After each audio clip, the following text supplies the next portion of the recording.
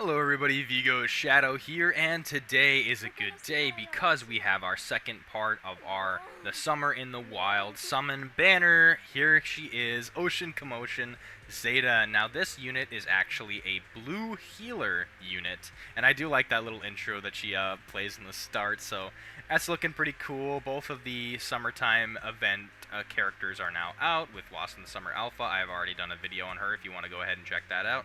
Otherwise, I will speak to this selection summon banner. Now, I had a similar video to this in the past. It should have all the other banner characters on here, like Claire, Alexia. It looks like those two are on here, but I feel like the other summer characters is also on here as well.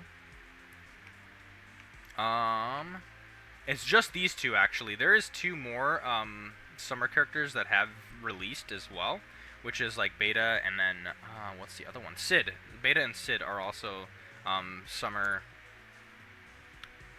like swimsuit characters that are on that, but they're not on this banner. So honestly, this banner is probably a hard pass. I wouldn't necessarily go for it, but you can if you want. If you have the spare gems and you just like the characters, why not, right? There's no incentive for that revival banner as well, so that's definitely a hard pass. But today's banner is about Zeta. So we're going to dive right into Zeta here. Let's go ahead and check out the stats right away. Rank 17, going from power to healing boost here, and then going from healing boost to overheal here, and then grouping.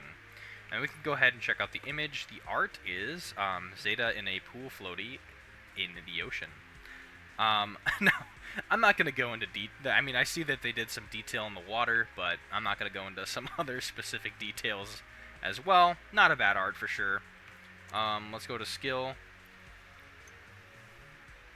And the first one we have here is the Spy Vacation, the hidden technique.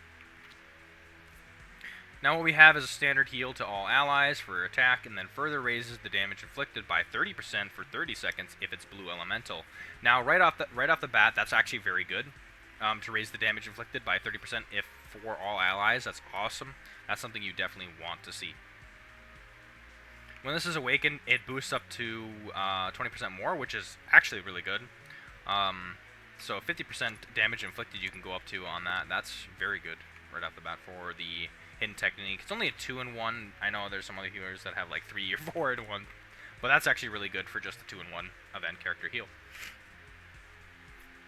Then we have a skill 1, Splash Ring. This one does a standard heal, but it's within centimeters as well, so you can potentially be healing more than one unit, which is always nice. It's better than just having that standard heal, 100% heals that lowest HP ally. Instead, you're going to be doing 150 centimeters heal as well.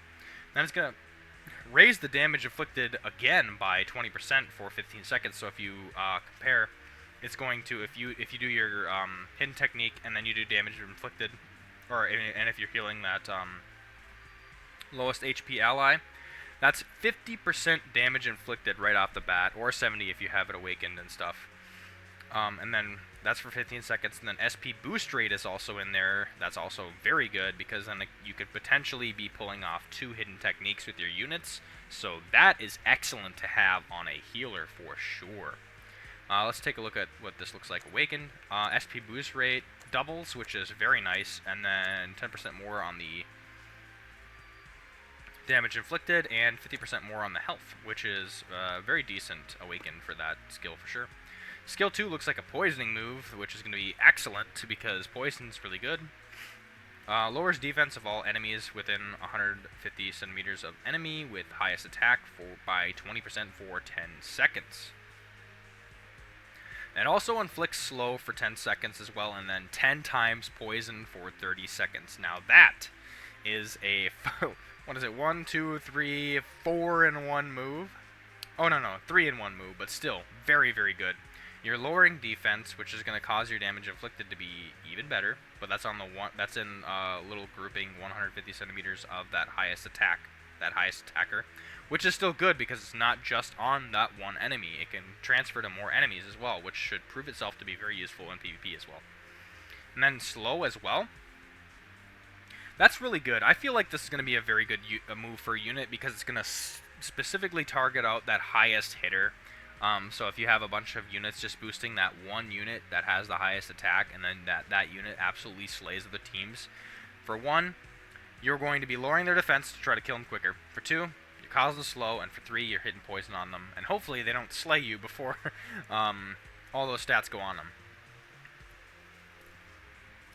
Now, when this is awakened here, it jumps up 5% and 10 more stacks of poison, which is really, really good.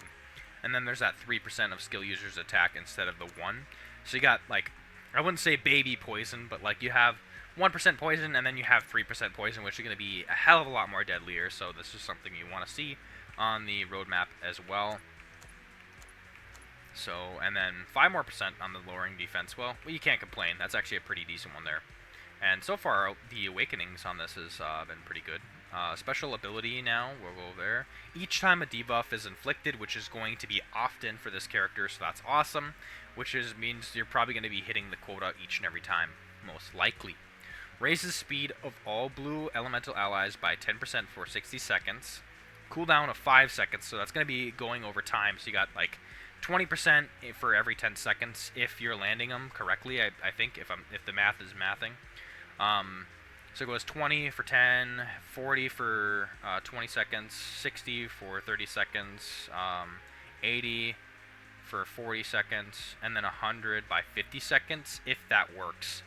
And then you can only go like maybe, I wouldn't say 100 and maybe 110, but I'd say roughly around 100% you can get for both damage or speed of all blue allies, which are going to be really fast in that last part, which is going to be very, very good because speed is really good. Also raises damage inflicted by 10%, which is going to go to 100 if you're hitting these all the time. And then the SP boost rate is also going to be going as well, so you're probably going to be getting maybe more than one hidden technique off, depending on the unit, which is very, very good. This move is excellent, and the awakened on it, you're going to be raising the speed by an even higher value, which is more desirable. That 10% is going to make a difference when you're over time, and you're going to get to that speed that you want quicker. And yeah, that's going to be good awakened for sure, even though it's like what it looks like is to be a small increase, and then there's 5% more damage inflicted, which is going to go even better over time. I'd say this is probably the best thing on the roadmap, even though there's like a small percentage change, but that's like overtime stuff. We can skip past these two because it's not an SF unit. The normal attack is 3 hit, but all normal attacks should do 100 damage. Although the last unit, or one of the units I've seen, had something weird with the normal attack. Linked gear. Alright, this one is raises overheal by 20%, multiplied by the number of blue elementals in the party, permanent, which is going to be 100%. So that's 100% of your overheal, which is nice. You're going to have yourself covered at least. And then further raises SP, or further recovers SP by 20% multiplied by the number of blue elementals in your party, which is going to be 100. So you're going to probably get that ultimate off quicker, which is very good because then you can do 30% more damage inflicted with the Spy Vacation. So that's actually very decent. The gear is not bad. I normally don't care as much for the overheal on the healers. I'd rather have overheal on other units, maybe overheal on the tank. I'd like to see that at some point. But nonetheless, it's very good because you're covering your own ass and then you're also healing others. So at least your healer won't die, or it's going to be harder to kill. So there is that. Now let's check out the Awakening roadmap here. Wow, right off the bat, we have A1 at Ocean Commotion. That is incredible. Having those small percentage changes is very good. Definitely recommend getting her to A1 if that's possible, but if it's not in your scope of magic crystals or pulse, then I don't know. It'd probably be worth doing A1. Spy Vacation is the hidden technique, which raises the damage inflicted by 20% or 20%. Is it 20% more? Yeah, 20% more, which is 50%. Either way, that's very good because you're already like gaining damage inflicted over time, and then you have SP boost, so you're going to be hitting your hidden technique quicker than most healers are able to do that, and healers can usually get their hidden technique pretty quickly, so you might be hitting 2 of those hidden techniques. So if you do the math there, I mean, that's a lot of damage inflicted. and it's for a very generous amount of time of 30 seconds, which is excellent. So that's definitely worth getting A2 for sure. Both of these are great on the Awakening roadmap here. And then we have the, wow, right off the bat, the Contaminating Cloud, A3, really good, because you have better poison, better damage on the poison, and 10 more stacks on top of that as well. Also a 5% change for the lowering defense, which also adds in the mix. I'd say that's a pretty good one to be at A3. And then A4 is the gear slot. That doesn't really matter. A5 is the splash ring, which is that standard heal, which I'd say it's an okay one, especially since it's definitely okay to good. I'd say it could be argued, mainly because the damage inflicted gets boosted, and the SP boost rate is one of the biggest things too, because it doubles for the heal. Now, comes the funnest part, actually, reviewing character, and is she worth pulling? Now, if we compare and contrast to other blue healers on the regular character pool, we have New Elegantly Discreetly, and she is a pretty good healer for blue now that she's on the regular character pool banner. But she is more of a cleanser. She's able to cancel status ailments on blue allies as well, so she's able to recover allies very, very good. And with her magic gear, it's just raising her own overheal. So she's not going to be better than than Zeta, of course. And she's probably not going to be able to hit her hidden technique multiple times, which is probably more favorable on a healer for sure, if you're able to do that more.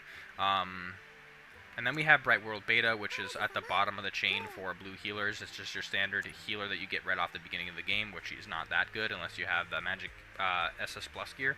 And even then, I don't think the Magic SS Plus gear compares to how Ocean Commotion Zeta operates, because she is actually very, very good.